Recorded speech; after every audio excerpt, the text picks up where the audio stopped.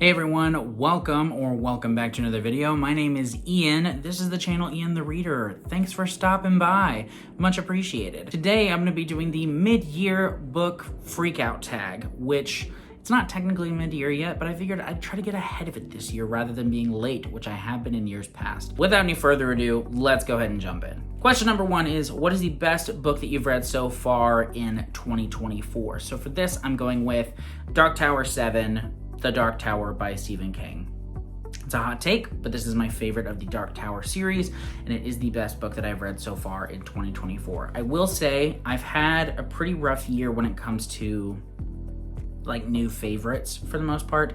I've had a couple 5 stars. I've had some 5-star rereads. Other than that, though, maybe like 3 5-star books so far, and I've read somewhere around like 75 books maybe so far when I'm filming, which is at the end of May.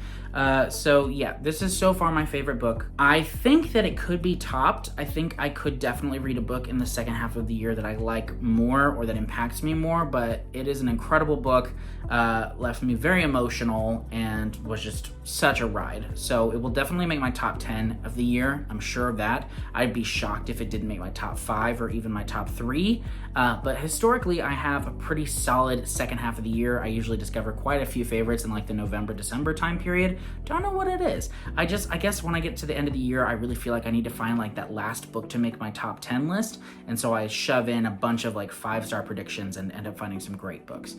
So we'll see what happens. But for now, The Dark Tower 7 is my favorite. Loved it so much. 5 stars. Question number 2 is the best sequel you've read so far. I am planning on trying to do a different book for each question. So technically the best sequel that I read was The Dark Tower 7 because it was the 7th book, so it was a sequel. But we're gonna go with a different book, and that's gonna be The Eye of the Bedlam Bride, which is Dungeon Crawler Carl book 6.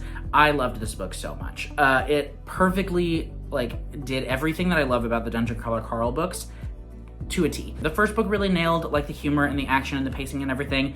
Books 2 through 5 would oftentimes do one thing really well and then lack a little bit on some other qualities.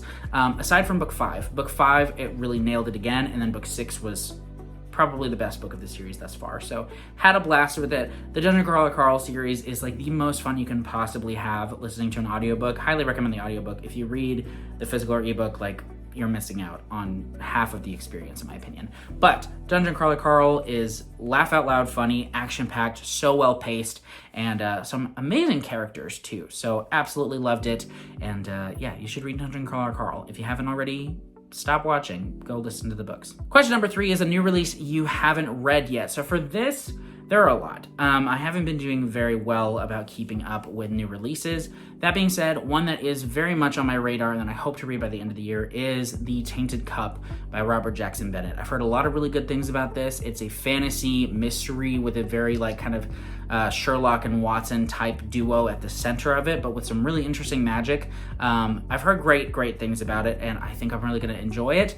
I've never read a Robert Jackson Bennett book before, so this will be my first, but I think it's a great starting point. Start of a new series, gotten a lot of hype, and I think that I'm gonna really enjoy it because 2 of my favorite series are fantasy and mystery/thriller books. So it seems great. Hopefully I love it, and hopefully I actually read it this year.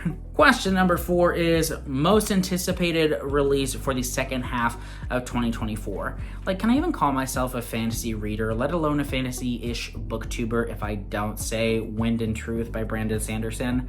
I feel like it's the book. This is going to be the biggest release of the year for so many people, and I'm one of those people. I am rereading books 1 through 3 right now, and finally continuing with book 4 of the Stormlight Archive so that I can be ready for book 5, Wind and Truth.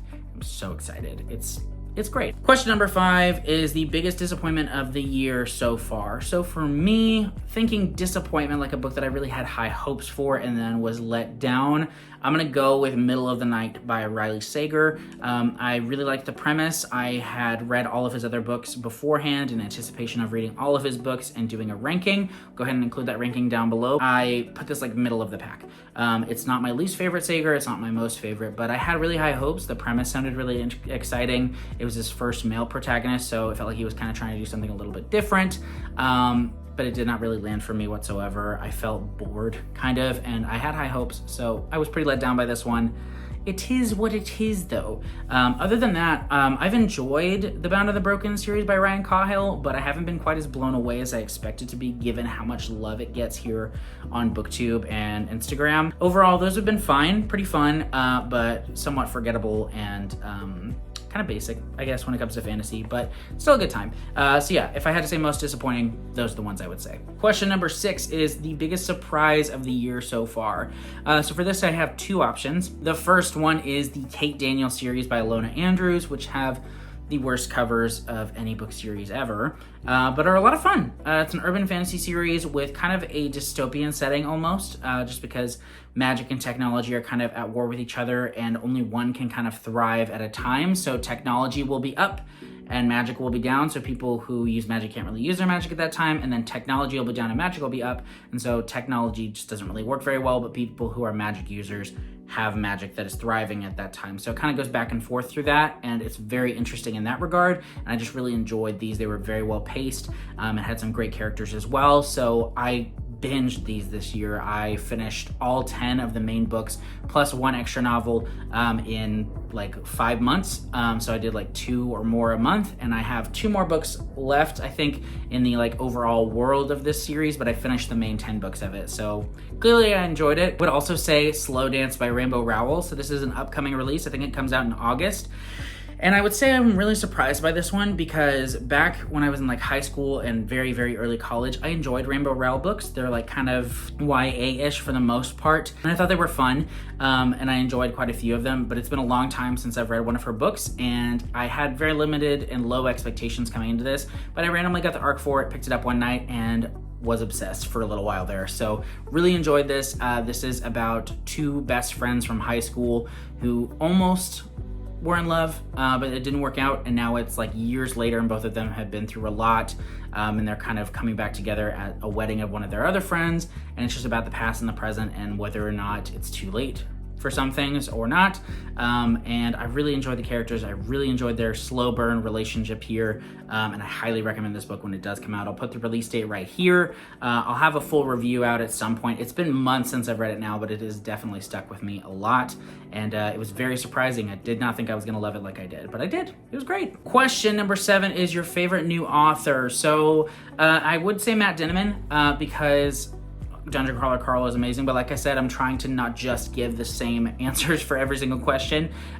So aside from him, I've read Don Winslow. I read his Danny Ryan trilogy, read all 3 of those and really enjoyed them. And I would probably put him as my answer for this anyway, because I'm the most eager to try something different from him. With Matt Dinniman, who wrote Dungeon Crawler Carl, I love the Dungeon Crawler Carl books. I'm not super eager to pick up some other series by him though. For Don Winslow, I'm very excited to pick up his Power of the Dog book and those 3 books in that trilogy, and really anything else he writes, I'd like to give a try. His writing is exceptional, and I've heard really good things about a lot of his books. So very excited about reading more Don Winslow this year. Question number 8 is newest fictional crush. I don't have one, man. I don't know. I reread The Way of Kings, and I'm gonna go with Dalinar, man. He's freaking cool. Love Dalinar so much. He's the best. New favorite character, though, and I can't help it. I'm gonna have to say Dungeon Crawler Carl again, with Carl and Donut, Princess Donut. They are just so freaking funny, man. I love those 2 so much, and they're just absolutely ridiculous, and they feed off of each other so interestingly. So yeah, they're like the selling point for the series. Though craziness is great as well, but Carl and Princess Donut really just help you to get rooted in the story, and I love them so much. They're great. Question number 10 is book that made you cry. So I don't know what tears are, or crying is, so I guess I'll skip this question. No, in all seriousness, a book that made me emotional. There was one story in You Like It Darker by Stephen King that got me a little bit emotional. That was Rattlesnakes, which is a sequel to Cujo, which if you know anything about how Cujo ends, you'll understand why that might have gotten me a little bit emotional. And then if I had to think of another one, there was something else that kind of got a little bit of something out of me, but I can't for the life of me recall what it was. So apparently it was not that impactful. Oh well. Question number 11 is book that made you happy. So for this, I'm going with The Way of Kings by Brandon Sanderson. I reread this book this year, and I had so much fun. Like, it was such a good reread. Like, some books, when you reread them, they're not as good. The Way of Kings, if anything, is better on reread, because you just immediately get sunk into the characters in the world. You don't have to think so hard and stress yourself out about the magic system and blah, blah, blah, and all the different perspectives. You can just enjoy it for what it is. So that whole book was amazing. Shallan aside, because gosh, she's annoying. I did not realize how annoying she was the first time I read it, but I could hardly stand her in this book. Her aside, this book is incredible. 5 out of 5, so fantastic. The Way of Kings is a modern fantasy classic, and is incredible. So freaking good. It made me so happy. If I had to give it another one though, since I've already mentioned The Way of Kings, I would probably say Just for the Summer by Abby Jimenez, which was a contemporary romance I read. Really nice characters, some really sweet moments. It put a smile on my face. I like a good contemporary romance every once in a while. It's just so lighthearted and easy to read. So yeah, it was really nice. Question number 12 is the most beautiful book you've bought or received. I don't really buy beautiful books. I just buy books and I think they're all beautiful because I don't care what's on the outside. I care what's on the inside. So I guess as an answer to this question, instead of the most beautiful book I bought, I'm gonna go with the best deal I found. I found the entire Poppy War trilogy the other day at my library for 50 cents each. So I got the whole thing for $1.50. I call that a win. Like, I read the Poppy War a handful of years ago and I thought it was good, not great. I haven't continued, but now I feel like I have to, because $1.50 for these, like, that's insane. So that's the best deal I found so far this year. I found some other really good deals, but that one blew my mind. Question number 13, the final question is, what book or books do you have to read by the end of the year? So many, my friends. So many.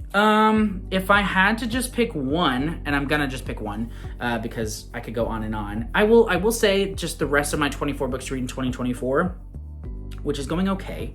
I've read maybe 6 or 7 or 8 of those, not half, I'll tell you that much. But it is what it is. But if I had to pick one book that I feel like I really, really, really want to read before the year is over, I'm gonna go with The Grapes of Wrath by John Steinbeck, because this is one that I've wanted to read since I read East of Eden, which is my all-time favorite book. Read that back in 2020, I believe. And so I really am very excited to read The Grapes of Wrath. I've heard it's incredible. It's obviously a classic for a reason, and I think I'm gonna love it. So fingers crossed on that. But yes, I will make myself read this, even if it's New Year's Eve. I will finish this book this year. That's the plan anyway. Thank you so much for watching. Let me know your answers to any of these in the comments. I know it's a lot of questions, so you can just tell me what books you have enjoyed most so far in 2024 and what books you're really excited to read with the rest of the year. But yeah, hope you enjoyed the video. Thanks for watching. See you next time. Bye.